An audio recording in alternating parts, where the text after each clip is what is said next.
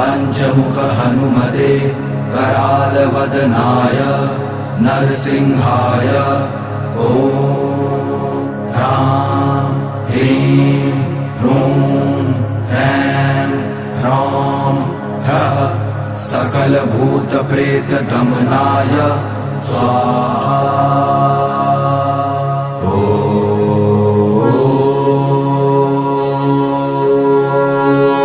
दक्षिणमुखाय पंचमुख हनुमते करालवदनाय नरसिंहाय ॐ ह्रां ह्रीं ह्रूं ह्रैं ह्रौं ह्रः सकलभूतप्रेतदमनाय स्वाहा।